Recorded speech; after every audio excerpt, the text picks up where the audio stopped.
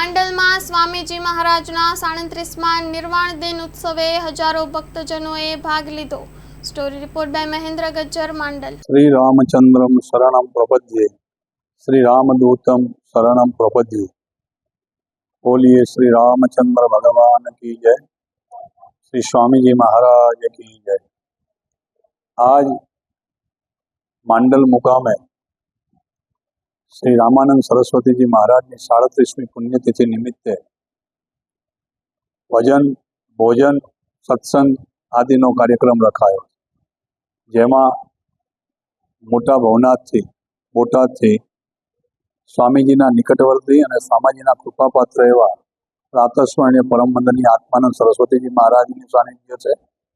साथे स्वामीजीना अमे पण सेवको छीए। स्वामीजीना सेवक होवाना नाते अमने पण आ संस्थामां ए रीते वारंवार बोलाववामां आवे छे।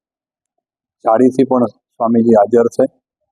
आ 37મી पुण्यतिथिए स्वामी रामानंद सरस्वतीए पूरा विस्तारने राम नामथी रंगेलो छे अने राम कथानुं माध्यम आपेलुं छे। एने अनुसरीने आज 37 वर्षना वाणा वावा छतां पण स्वामीजी तरफनी आस्थामां सेज पण उणप आई नथी अने स्वामीजीनी आ संस्थामां अनेक सेवाकीय प्रवृत्तिओ, गौ सेवा, वानप्रस्थाश्रम, अन्नक्षेत्र, साथे साथे मेडिकल सहाय माटेना आज एक नवुं नाम अहीं आगळ आपवामां आव्युं छे, श्री राम आरोग्य धाम। अने एमां ऑर्थोपेडिक सर्जन, चामड़ीना स्पेशियालिस्ट, फिजियोथेरापी सेंटर, आ बधी आरोग्य विषयक सेवाओ पण चालू छे। एनो पण बधाए लाभ ले जरूरी छे। स्वामीजीना आ आश्रमने माटे एवुं कही शकाय कि आ पूरा पंथकनी चेतनानुं केंद्र स्वामीजीनी आ जग्या छे।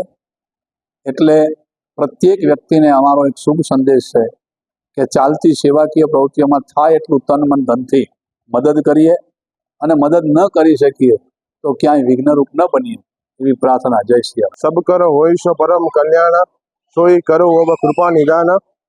માંડલ ખાતે, અમદાવાદ જિલ્લાના માંડલ ખાતે પરમ પૂજ્ય બ્રહ્મલીન સ્વામી રામાનંદ સરસ્વતી ની આજે 37મી પુણ્યતિથિ નિમિત્તે આજે ખૂબ માંડલ પંથક તથા આજુબાજુના તમામ વિસ્તારો જે સ્વામીજીને માનવાવાળા અને સ્વામીજીના વિચારોથી ચાલવાવાળા એવા તમામ નામી અનામી એવા અનેક સેવકો આજે ખૂબ ઉત્સાહથી અને ઉમંગથી આજે પધારેલ છે અને માંડલ પંથક આખામાં જાણે કે એક ધર્મમય વાતાવરણ બની ઉમટ્યું હોય અને ધર્મમાં સૌ લોકો લીન થઈ ગયા હોય એવું પવિત્ર વાતાવરણ આજના દિવસે જોવા મળે છે।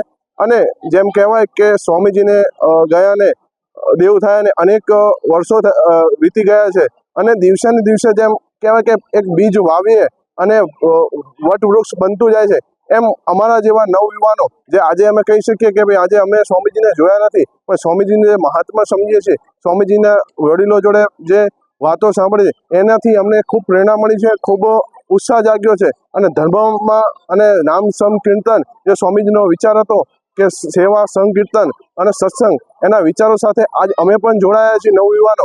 જ્યારે અમે ક્યારેય સ્વામીજીને જોયા નથી પણ સ્વામીજી અમારા હૃદયમાં આજ પણ છે અને અમને એક સતત ને સતત જ્યારે પણ આ ભૂમિમાં આવીએ છીએ ત્યારે પ્રેરણા મળતી આવેલી છે। અને કહેવાય છે કે આજના દિવસે એવા મહાન સંતો જેમ કે આત્માનંદજી બોટાદથી વધાર્યા હતા તે એક અમારા માટે એક પ્રેરણારૂપ છે। ખૂબ અમને સત્સંગ કરાયો અને ખૂબ આજે એમનો લાભ મળ્યો છે।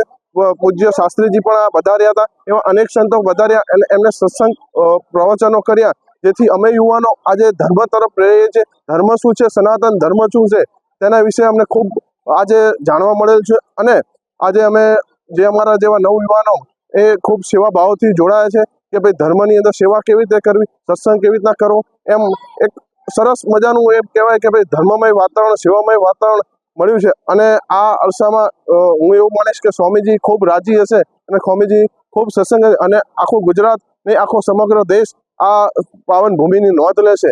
જય સિયારામ।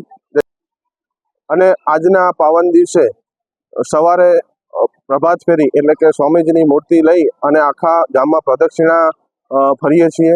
ત્યારબાદ સભા મંડપ પર ધૂન સંકીર્તન થાય છે અને સૌ ગ્રામજનો, સૌ આજુબાજુના વિસ્તારના અનુયાયીઓ, સ્વામીજીના સેવકો એમ સમગ્ર એકત્ર થાય છે.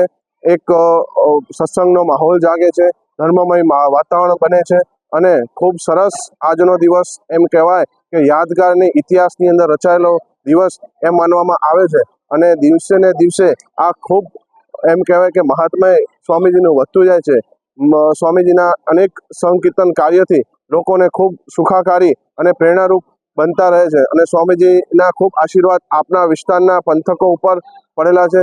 દરેક લોકો આજે જોવા જઈએ તો બહારથી આવેલા સ્વામીજીને યાદ કરે છે અને આ ધર્મમય વાતાવરણ અને ધર્મમય આ જે માહોલ જામ્યો છે થયો છે એ ખૂબ જ એમ કહેવાય કે ભાઈ એનો કોઈ શબ્દથી પણ વર્ણવી ના શકાય એવો ધર્મમય માહોલ છે. અને આ માંડલની પાવન ભૂમિને ધર્મમય બનાવનાર એવા સ્વામીજીના ચરણોમાં આજના દિને હું કોટી કોટી વંદન કરું છું. હું મૂળ માંડલનો રહેવાસી છું, વ્યવસાય એડવોકેટ છું. નીરવ દિલીપભાઈ દરજી એ મારું નામ છે.